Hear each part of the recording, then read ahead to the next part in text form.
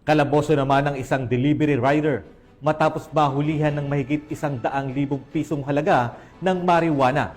Ito'y sa isinagawang operasyon ng mga otoridad sa Malay Aklan. Ang report mula kay Patrolwoman Glidel Astrol. Pinagsanitasa ng Philippine Drug Enforcement Agency, Aklan Police Provincial Office sa ilalim ng pamumuno ni Police Colonel Arnel Enrico Ramos, Provincial Director, katuwang ang PIDEA Western Visayas Airport Interdiction Unit, Malay Municipal Police Station, at Aklan Marbsta Mlet Boracay. Matagumpay na naaresto ang isang individual sa Sitio Airport, Barangay Katiklan, Malay Aklan, nito lamang 8 ng Marso taong kasalukuyan.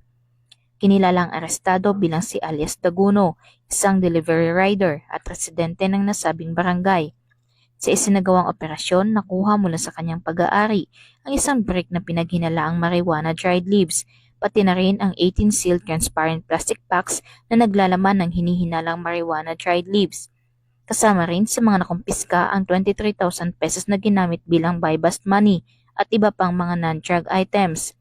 Umabot sa humigit kumulang 1,000 gramo ng pinaghinalaang marijuana dried leaves ang nakuha mula sa arestado na may kabuuang halaga na tinatayang 120,000 pesos ayon sa standard drug price value.